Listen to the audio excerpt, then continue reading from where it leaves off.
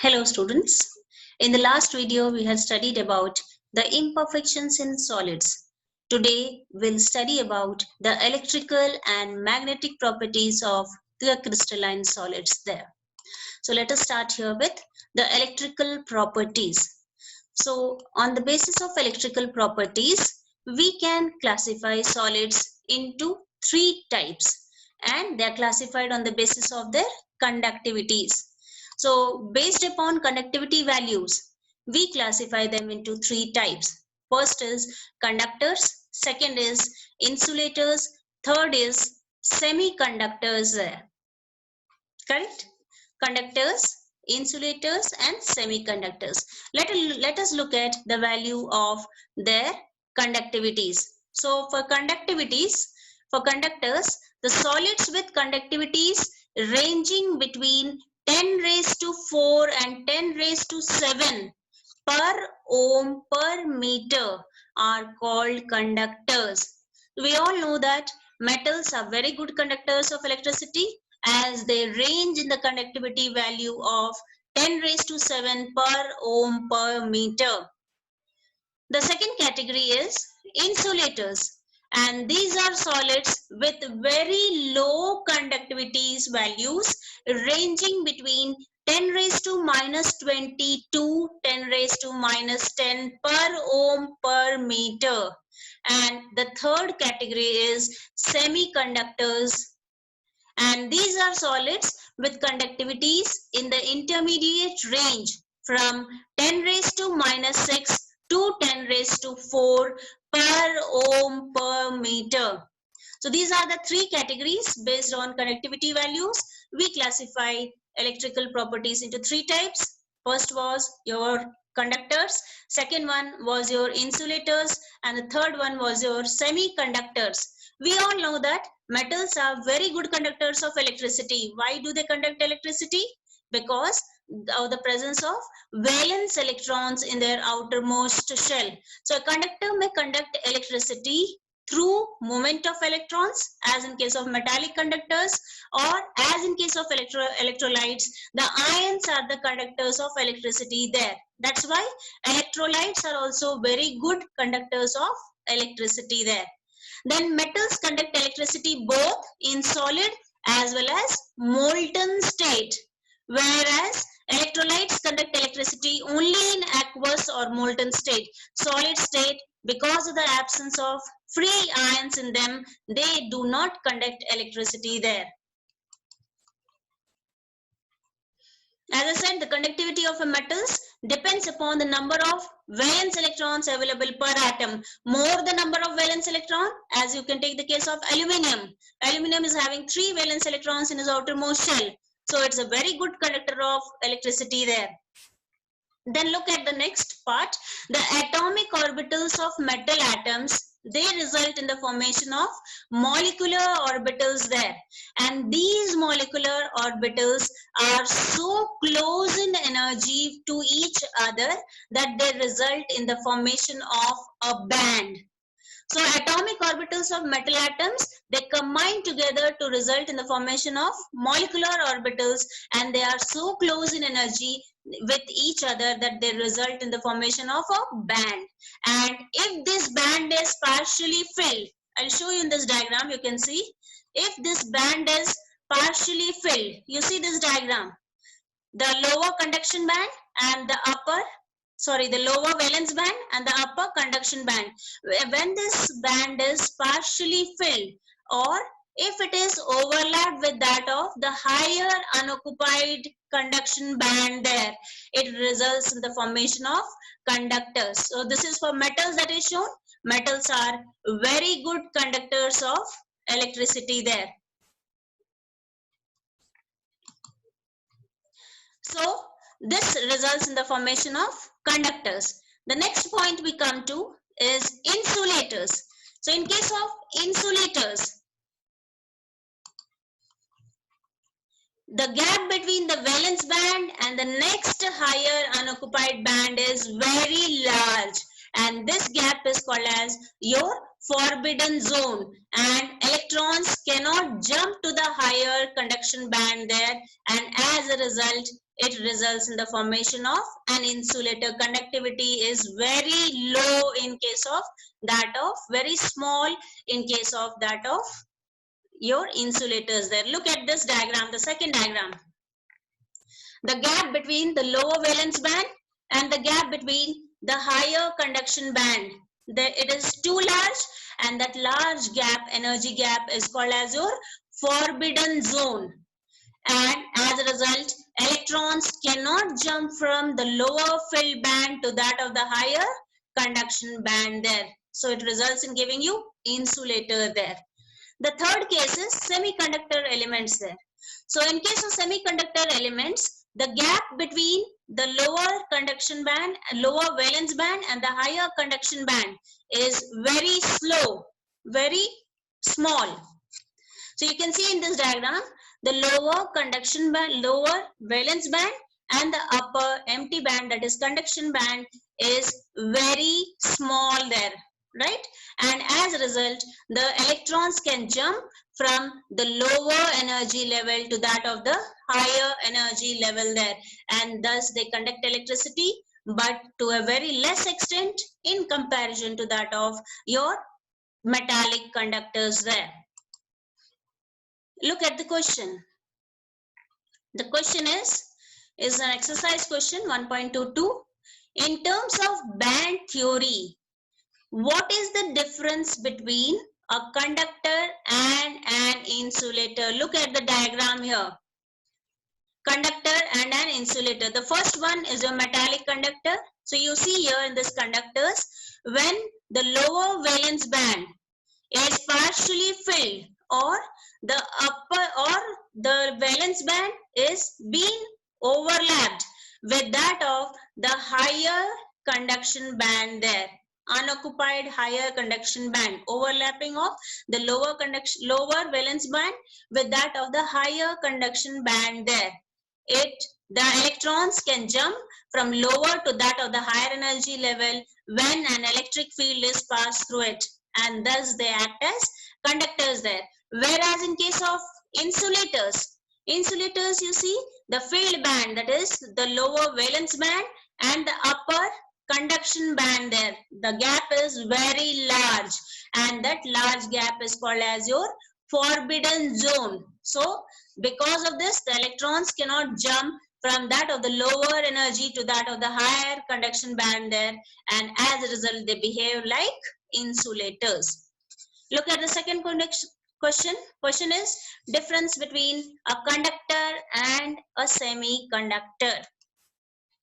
So you see again the conductor is the same answer, that when the lower valence band is partially filled and the other one overlapping of the lower valence band takes place with that of the higher unoccupied energy bands there, that is the conduction band, the electrons can jump from the lower energy level to that of the higher energy level there, and in presence of an electric field, and they behave as metallic conductors. Whereas in case of semiconductors, you can see this diagram.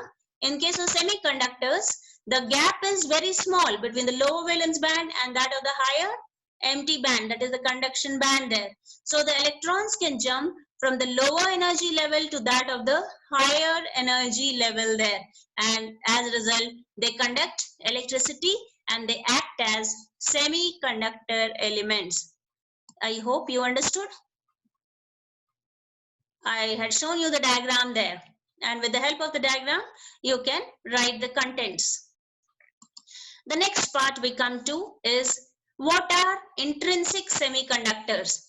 So substances like silicon and germanium usually show this type of behavior, and they are called as intrinsic semiconductors. Intrinsic semiconductors have very small conductivity value, and their conductivity value can be increased by adding an appropriate amount of impurity to them. And this process of adding an appropriate amount of impurity to the semiconductor elements, that process is called as doping. This comes in your exam. Define doping. So the conductivity of the semiconductor elements can be increased by adding an appropriate amount of suitable impurity, and this process is called as doping. Doping can be done in two ways. First is by adding electron rich impurities, and the second is by adding electron deficit impurities. First is by adding electron rich impurities, and the second is by adding electron deficit impurities, and these impurities, they introduce electronic defects in them. So let us discuss first way of doping, that is by adding electron rich impurities. So group 14 elements, when they are doped with that of higher valence element, that is group 15 elements there. So when group 14 like silicon and germanium, these elements, when they are doped with that of group 15 elements like phosphorus or arsenic, they result in the formation of N type of semiconductor element. Let me tell you how they result in the formation of N type of semiconductor elements. Group 14 has 4 electrons in their outermost shell, and group 15 has 5 electrons in their outermost shell there. So 4 out of 5 electrons are used in the formation of 4 covalent bonds there, and the fifth one is extra, and they become delocalized and are mobile in nature there. And these mobile electrons, these delocalized electrons, they increase the conductivity value of doped semiconductor elements of silicon or germanium. Hence, the conductivity is because of the presence of negatively charged electron. So, silicon doped with electron-rich impurity results in giving you N type of semiconductor elements. I'll show you in the diagram. Look at this diagram. This first diagram is a perfect crystal of semiconductor elements, silicon or germanium. So in the first diagram you see, when group 14 elements, that is germanium or that of your silicon, are doped with that of group 15 elements like phosphorus, arsenic, etc. Group 14, 4 electrons are there, and group 15, 5 electrons are there, in which one of the electron is mobile in nature, delocalized electron. That delocalized electron is responsible for the conduction of the element, increase the conductivity value of group 14 elements, and as a result, the result in the formation of N type of semiconductor element. Let us come to the next part, that is how we can show the doping effect in case of by adding electron deficit impurities there.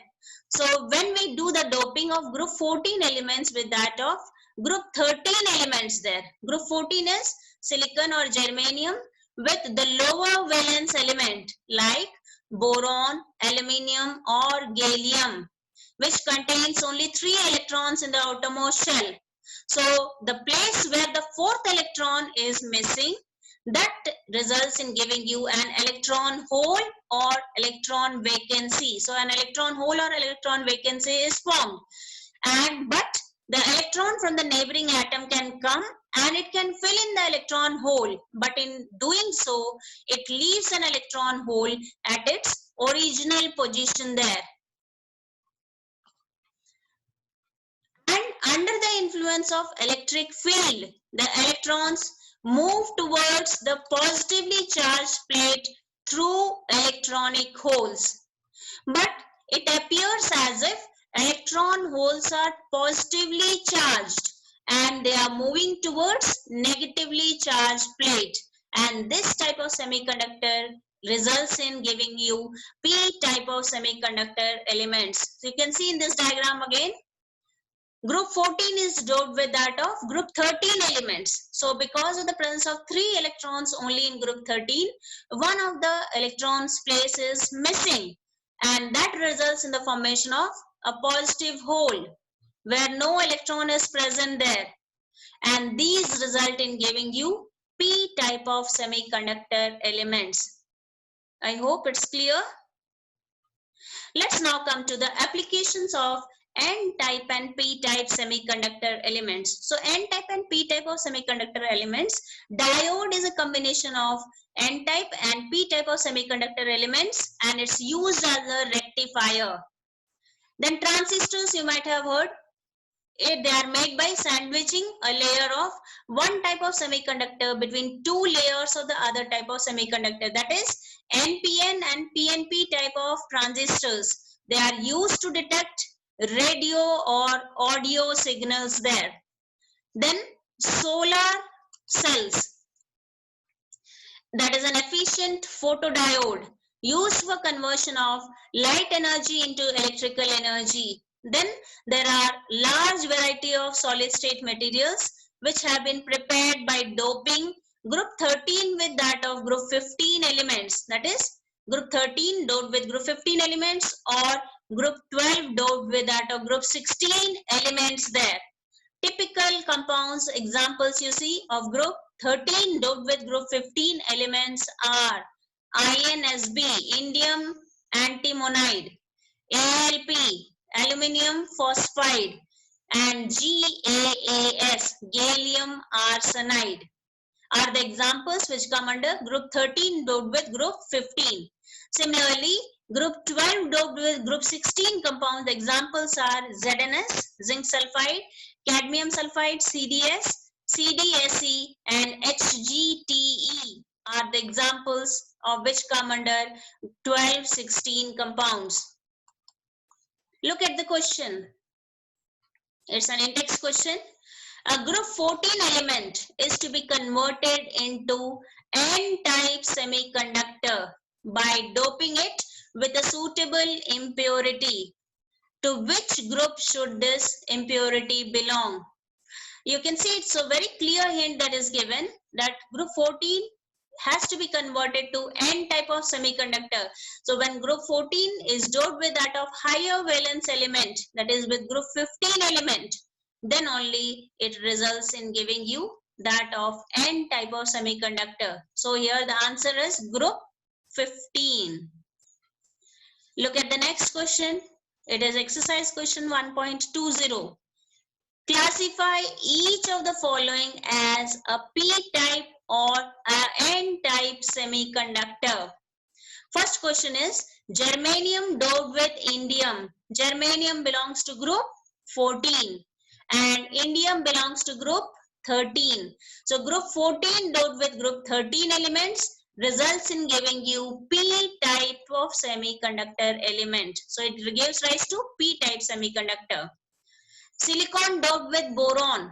Silicon doped with boron. Again silicon is group 14 element. Boron is group 13 element. Group 14 doped with group 13 results in giving you P-type of semiconductor element because of electron hole or electron deficit there. It results in giving you P-type of semiconductor. So I hope electrical properties are clear to all of you. Let's now come to the magnetic properties. So in magnetic properties, we know all substances possess magnetic properties with them, and the origin of these lies in electron. Each electron in an atom, it behaves like a tiny magnet, and its magnetic moment arises from two types of motion. One is due to its orbital motion around the nucleus. The second one is its spin around its nucleus. Orbital motion around the nucleus. Look at the figure. Orbital motion around the nucleus. And the second one is spin on its axis. So it spins on its own axis there. And as a result, the magnetic moment arises there. So we'll see this magnetic properties under 5 heads. The first one is paramagnetic. Second one is diamagnetic. Third is ferromagnetic. Fourth is antiferromagnetic. And fifth one is ferrimagnetic property. So we based upon the magnetic properties, we classify them into 5 types: paramagnetic, diamagnetic, ferromagnetic, antiferromagnetic, and ferrimagnetic substances. So let's see the first part, that is paramagnetism. So paramagnetic substances are weakly attracted by magnetic field, and they are magnetized in the magnetic field in the same direction. They lose their magnetism in the absence of magnetic field, and it is due to the presence of one or more unpaired electrons which are attracted by the magnetic field. So remember in your mind that paramagnetic behavior arises because of the presence of unpaired electrons in them.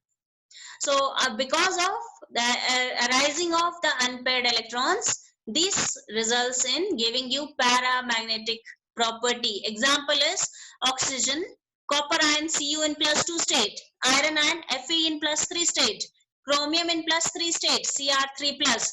They are some of the examples of that of your paramagnetic substances. Let us come to diamagnetism, the second property. These are weakly repelled by a magnetic field. There I said in paramagnetic, they are attracted by that of a magnetic field there. And here I am saying they are repelled by a magnetic field there. Then they are weakly magnetized in magnetic field in opposite direction. You have read about paramagnetic and diamagnetic properties in states of matter while you had done the MO diagram, molecular orbital diagram. There you might have studied about paramagnetic and diamagnetic properties. Paramagnetic substances are those which are having one or more unpaired electrons, and here diamagnetic substances are those which contain no unpaired electrons in them. So they are weakly magnetized in magnetic field in opposite direction, and these are shown by substances in which all the electrons are paired and no unpaired electrons are present. Then pairing of electrons cancels their magnetic moment, and thus they lose their magnetic character. Examples are water, sodium chloride, and benzene, C6H6. So we have finished with two magnetic properties category. First was paramagnetic property, the second one was diamagnetic. Let us come to the third one, that is ferromagnetism. So this ferromagnetism is shown by substances like iron, cobalt, nickel, gadolinium, and chromium oxide, CrO3. They usually get attracted very strongly in a magnetic field there. And besides strong attraction, these substances get permanently magnetized. Then you see, in solid state, the metal ions of ferromagnetic substances are grouped together into small regions called domains. They are called as domains. Once again, I repeat this statement.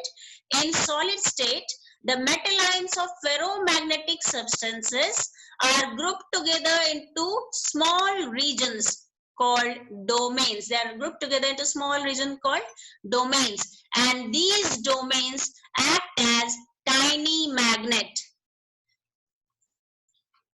In an unmagnetized piece of ferromagnetic substance, if you see, the domains are randomly oriented and they cancel out each other's magnetic moment. But when the substance is placed in a magnetic field, all the domains get oriented in the direction of the magnetic field, and thus a strong magnetic effect is produced. And this ordering of domains persists even after the removal of the magnetic field, and thus ferromagnetic substances act as powerful magnets. Look at the diagram. Look at this diagram, the A part of the diagram, that is the schematic diagram, and these domains get oriented in the direction of that of the magnetic field in the same direction. You see, look at the figure 1, they are getting oriented in the same direction of that of the magnetic field, and the result in giving you that of ferromagnetic substances. Look at the fourth one, antiferromagnetism. In antiferromagnetism, substances like manganese oxide, MnO, showing antiferromagnetism, have domain structures similar to that of ferromagnetic substance, but their domains are oppositely oriented and they cancel out each other's magnetic moment. Look at the figure once again. I show you B part. Antiferromagnetic substances. They result in domains. One is parallel and the other one is anti. One is parallel and the other one is anti-parallel. And as a result, they cancel out each other's magnetic moment there. And the result in giving you antiferromagnetic substances. Example is manganese oxide, MnO. Let us come to the fifth magnetic property, that is ferrimagnetism. So in ferrimagnetism, it is observed when the magnetic moments of the domains in the substances are aligned in parallel and anti-parallel directions in unequal numbers, and they are weakly attracted by magnetic field as compared to that of ferromagnetic substances. And these lose ferrimagnetism on heating and they become paramagnetic. Example is magnetite Fe3O4 and ferrites like magnesium ferrite MgFe2O4 or zinc ferrite ZnFe2O4 are examples of such substances. So you look at the diagram, the domains, you see two parallel are there, one anti-parallel. Two parallel are there, one anti-parallel. So the domains are present in unequal numbers there, parallel, anti-parallel, unequal numbers they are present, and they result in giving you ferrimagnetic substances there. So looking at the figure also, you can differentiate the substances from one another. Look at my question. It is 1.24 in text question. What type of substance would make better permanent magnets? Ferromagnetic or ferrimagnetic? Justify your answer. So you will give the answer here as ferromagnetic substances would make permanent magnets because you will write this point. In solid state, the metal ions of ferromagnetic substances are grouped together into small regions called domains, and these domains act as tiny magnet.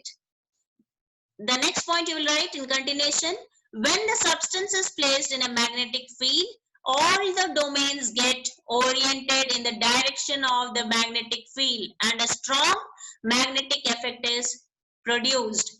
Even when this magnetic field is removed, the ferromagnetic substance acts as a powerful magnet. That's why ferromagnetic substances are actually act as powerful permanent magnets in comparison to that of ferrimagnetic substances. I hope till here it's clear. There's no doubt. Thank you, children. The next video I'll come up with a recap of this chapter, and I hope you will be enjoying and you have enjoyed reading this chapter. Thank you.